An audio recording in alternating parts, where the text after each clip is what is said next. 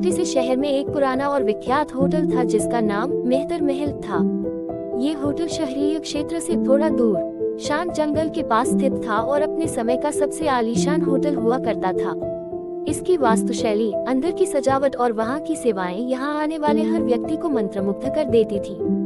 परंतु सालों पहले एक बुरी घटना ने इस होटल को भूतहा बना दिया। लोग कहते थे कि इस होटल में एक परिवार की आत्माएं भटकती हैं, जिन्होंने यही अपनी जान गंवाई थी। रात के समय होटल की ओर देखते ही लोगों के रोंगटे खड़े हो जाते थे।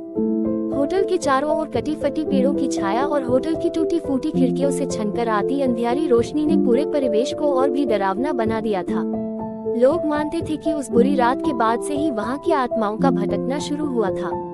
इस भयावहता के कारण शहर के लोग होटल से दूर रहते थे और किसी की भी हिम्मत नहीं होती थी कि वे वहां जाएं। लेकिन एक समय ऐसा आया जब शहर के कुछ युवा उत्साही इस रहस्य को सुलझाने का निर्णय लिया।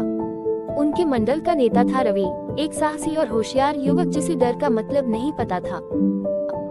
रवि ने अपने 3 दोस्तों रोहन, सीमा और आरती के साथ इस भूतहा होटल का दौरा करने का फैसला किया।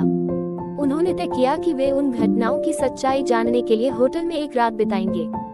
जैसे ही वे होटल पहुंचे, अंधेरा छा रहा था और हवाओं का शोर सुनाई दे रहा था। होटल के बाहर का माहौल ही डराने वाला था, लेकिन रवि और उसके दोस्तों ने अपनी हिम्मत रखी और होटल के अंदर चले गए। होटल के अंदर का वातावरण बेहद रहस्यमय और भयानक था। दीवारों पर धूल जमी हुई थी, फर्श हर कदम पर झंझनाट कर रहा था और हर कोने से रहस्यमय आवाजें सुनाई दे रही थी। उन्होंने रिसेप्शन हॉल में प्रवेश किया और वहां की हालत देखकर चौंक गए। पुराने फर्नीचर, टूटी हुई टेबल्स और धूल भरे काउंटर। वहां लगे पुराने चित्रों में होटल के सुखद दिनों की झलक मिलती थी। अचानक रवि को महसूस हुआ जैसे कोई उन्हें देख रहा हो। उसने अपने दोस्तों को शांत रहने के लिए कहा और मुख्य हॉल में आगे बढ़ने का सुझाव दिया। मुख्य हॉल में चलते समय उन्होंने देखा कि एक पुरानी लिफ्ट थी जो बंद हो चुकी थी और लिफ्ट के दरवाजे पर खून के धब्बे थे। दीवारों पर लगे चित्रों में होटल के स्वर्णिम दिनों की यादें ताजा हो रही थी, जब ये जगह जीवन और हंसी खुशी से भरपूर थी। लेकिन अब ये केवल भूतों की कहानियों और डरावनी घटनाओं का केंद्र बन चुका था। अचानक से किसी ने एक ठंडी हवा का झटका महसूस किया और उन्हें एक परछाई दिखी। ये भूत की परछाई थी। भूत की आवाज में डरावनी ध्वनियां थी, तुम लोग यहाँ क्यों आए हो? ये स्थान शापित है। रवि ने हिम्मत से कहा, हम यहाँ सच्चाई जानने और तुम्हारी आत्माओं को शांति दिलाने आए हैं। तुम कौन हो और तुम्हारी आत्माओं को शांति क्यों नहीं मिल रही? भूत ने भारी आवाज में कहा, मैं इस होटल का मालिक था। मैंने और मेरे परिवार ने यकीन किया कि हम यहाँ हमेशा सुरक्षित रहेंगे, लेकिन एक रात कुछ डाकू आए और हम सबको मार डाला।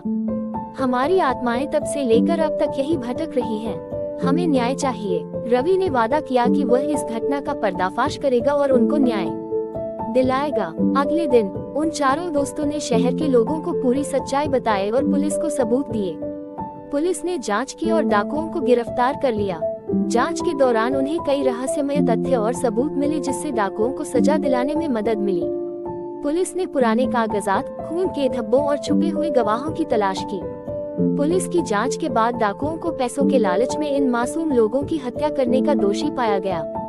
तब जाकर उन आत्माओं को शांति मिली और वे हमेशा के लिए मुक्त हो गईं। अब मेहतर महल होटल फिर से खोल दिया गया और वहां कोई भी भूतिया घटना नहीं होती। होटल की पुरानी शान धीरे धीरे लौट आए और लोग फिर से वहां आने लगे।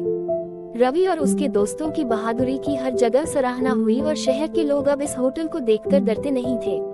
रवि, रोहन, सीमा और आरती की यह कहानी साहस और सच्चाई के प्रति उनकी दृढ़ता के रूप में शहर में प्रसिद्ध हो गई। मेहतर महल अब न केवल एक आलीशान होटल था, बल्कि एक ऐतिहासिक स्थल भी बन गया जहां लोग इस होटल की भूतिया कहानियों को सुनते और रवि और उसके दोस्तों की बहादुरी को सराहते। उन चारों दोस्तों का ऐसा मानना था कि उन्होंने न केवल एक रहस्य सुलझाया, बल्कि एक परिवार को न्याय दिलाकर उनके आत्माओं को हमेशा के लिए मुक्त कर दिया। Thanks for watching.